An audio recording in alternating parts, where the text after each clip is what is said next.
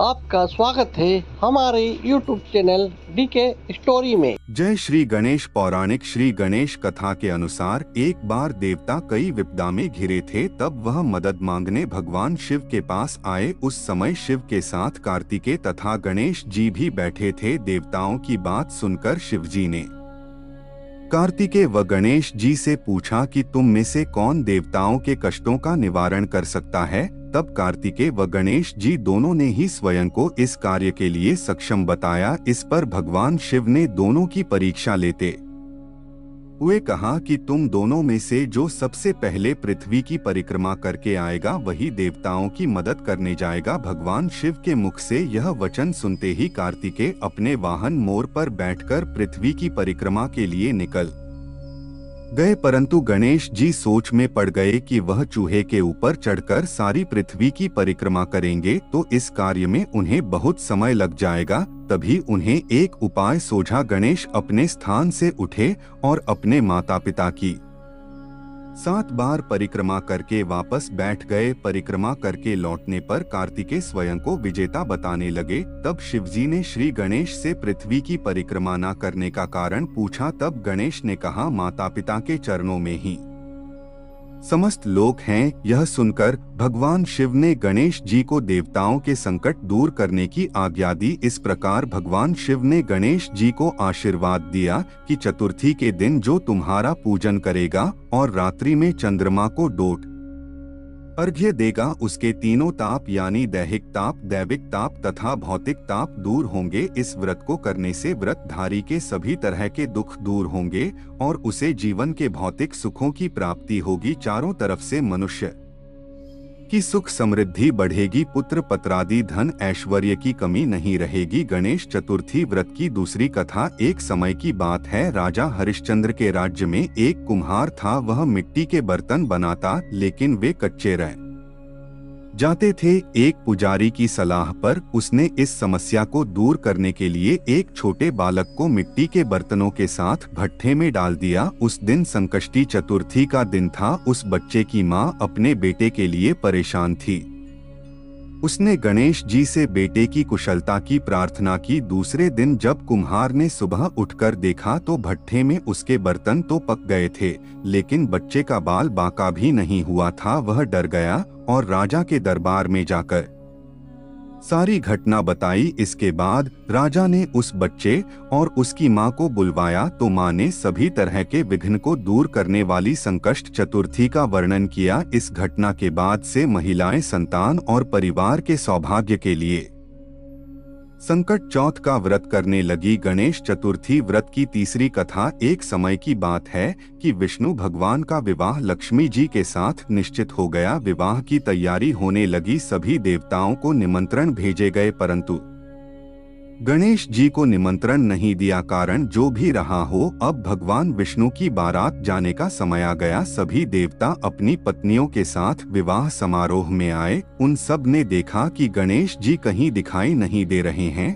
तब वे आपस में चर्चा करने लगे कि क्या गणेश जी को न्योता नहीं मिला है या स्वयं गणेश जी ही नहीं आए हैं। सभी को इस बात पर आश्चर्य होने लगा। तभी सबने विचार किया कि विष्णु भगवान से ही इसका कारण पूछा जाए। विष्णु भगवान से पूछने पर उन्होंने कहा कि हमने गणेश जी के पिता भोलेनाथ महादेव को न्योता भेजा है। यदि गणेश जी अपने पिता के साथ आना चाहते तो आ जाते, अलग से न्योता देने की कोई आवश्यकता भी नहीं थी। दूसरी बात यह है कि उनको 1.25 मन मूंग, 1.25 मन चावल, 1.25 मन घी और 1.25 मन लड्डू का भोजन दिन भर में चाहिए। यदि गणेश जी नहीं आएंगे तो कोई बात नहीं, दूसरे के घर जाकर इतना सारा खाना पीना अच्छा भी नहीं लगता। इतनी वार्ता कर ही रहे थे कि किसी एक ने सुझाव दिया, यदि गणेश जी आ भी जाए तो उनको द्वारपाल बनाकर बैठा देंगे कि आप घर का ख्याल रखना। आप तो चूहे पर बैठकर धीरे धीरे चलोगे तो बारात से बहुत पीछे रह जाओगे। यह सुझाव भी सबको पसंद आ गया तो विष्णु भगवान ने भी अपनी सहमति दे दी। होना क्या था कि इतने में गणेश जी वहां आ पहुंचे और उन्हें समझा बुझाकर घर की रखवाली करने बैठा दिया। बारात चल दी। तब नारद जी ने देखा कि गणेश जी तो दरवाजे पर कि बैठे हुए हैं, तो वे गणेश जी के पास गए और रुकने का कारण पूछ गणेश जी कहने लगे कि विष्णु भगवान ने मेरा बहुत अपमान किया है। नारद जी ने कहा कि आप अपनी मूषक सेना को आगे भेज दे तो वह रास्ता खोद देगी, जिससे उनके वाहन धरती में धंस जाएंगे, तब आपको सम्मान पूर्वक बुलाना पड़ेगा। अब तो गणेश जी ने अपनी मूषक सेना जल्दी से आगे भेज दी और सेना ने जमीन पोली कर दी। जब बारात वहां से निकली तो रथों के पहिए धरती में धंस गए। लाख कोशिश करें परंतु पहिए नहीं निकले। सभी ने अपने अपने उपाय किए परंतु पहिए तो नहीं निकले, बल्कि जगह जगह से टूट गए। किसी की समझ में नहीं आ रहा था कि अब क्या किया जाए। तब तो नारद जी ने कहा, आप लोगों ने गणेश जी का अपमान करके अच्छा नहीं किया। यदि उन्हें मनाकर लाया जाए तो आपका कार्य सिद्ध हो सकता है और यह संकट टल सकता है। शंकर भगवान ने अपने दूत नंदी को भेजा और वे गणेश जी को लेकर आए। गणेश जी का आदर सम्मान के साथ पूजन किया। तब कहीं रथ के पहिए निकले। अब रथ के पहिए निकल तो गए परंतु वे टूट फूट गए, तो उन्हें सुधारे कौन? पास के खेत में खाती काम कर रहा था, उसे बुलाया गया। खाती अपना कार्य करने के पहले श्री गणेशाय नमः कहकर गणेश जी की वंदना मन ही मन करने लगा। देखते ही देखते खाती ने सभी पहियों को ठीक कर दिया। तब कहने लगा कि हे देवताओं, आपने सर्वप्रथम गणेश जी को नहीं मनाया होगा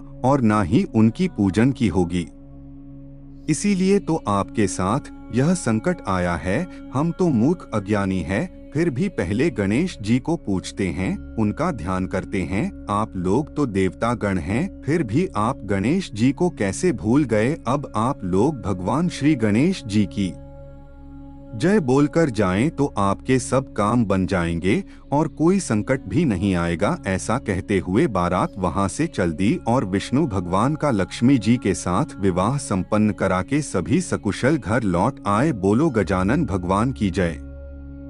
गणेश चतुर्थी व्रत की चौथी कथा। श्री गणेश चतुर्थी व्रत की पौराणिक कथा के अनुसार एक बार भगवान शिव तथा माता पार्वती नर्मदा नदी के किनारे बैठे थे।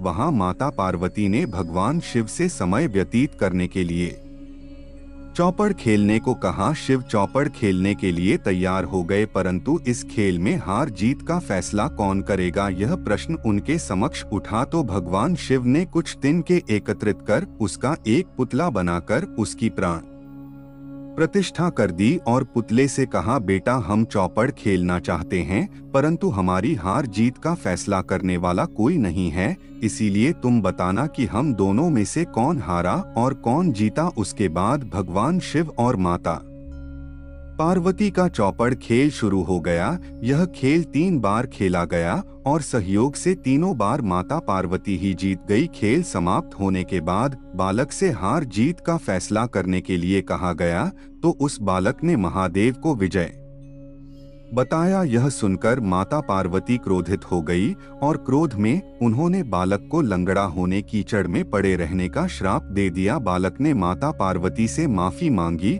और कहा कि यह मुझसे अज्ञानतावश ऐसा हुआ है, मैंने किसी द्वेष भाव में ऐसा नहीं किया। बालक द्वारा क्षमा मांगने पर माता ने कहा, यहाँ गणेश पूजन के लिए नाग कन्याएं आएंगी, उनके कहे अनुसार तुम गणेश व्रत करो, ऐसा करने से तुम मुझे प्राप्त करोगे। यह कहकर माता पार्वती शिव के साथ कैलाश पर्वत पर चली गई। 1 वर्ष के बाद उस स्थान पर नाग कन्याएं आई। तब नाग कन्याओं से श्री गणेश के व्रत की विधि मालूम करने पर उस बालक ने 21 दिन लगातार गणेश जी का व्रत किया। उसकी श्रद्धा से गणेश जी प्रसन्न हुए। उन्होंने बालक को मनोवांछित फल मांगने के लिए कहा। उस पर उस बालक ने कहा, हे विनायक, मुझ में इतनी शक्ति दीजिए कि मैं अपने पैरों से चलकर अपने माता पिता के साथ कैलाश पर्वत पर पहुंच सकूं और वे यह देख प्रसन्न हो। तब बालक को वरदान देकर श्री गणेश अंतर्ध्यान हो गए। इसके बाद वह बालक कैलाश पर्वत पर पहुंच गया और कैलाश पर्वत पर पहुंचने की अपनी कथा उसने भगवान शिव को सुनाई। चौपड़ वाले दिन से माता पार्वती शिव जी से विमुख हो गई थी। आठ देवी के रुष्ट होने पर भगवान शिव ने भी बालक के बताए अनुसार 21 दिनों तक श्री गणेश का व्रत किया। इस व्रत के प्रभाव से माता पार्वती के मन में भगवान शिव के ये जो नाराजगी थी वह समाप्त हो गई। तब यह व्रत विधि भगवान शंकर ने माता पार्वती को बताए। यह सुनकर माता पार्वती के मन में भी अपने पुत्र कार्तिकेय से मिलने की इच्छा जागृत हुई। तब माता पार्वती ने भी 21 दिन तक श्री गणेश का व्रत किया तथा दूर्वा फूल और लड्डुओं से गणेश जी का पूजन अर्चन किया। व्रत के 21वें दिन कार्तिक स्वयं माता पार्वती जी से आ मिले। उस दिन से श्री गणेश चतुर्थी का यह व्रत समस्त मनो कामनाओं की पूर्ति करने वाला व्रत माना जाता है। इस व्रत को करने से मनुष्य के सारे कष्ट दूर होकर मनुष्य को समस्त सुख सुविधाएं प्राप्त होती हैं। अगर आप भी श्री गणेश जी के परम भक्त हों तो कमेंट में जय श्री गणेश लिखना ना भूलें।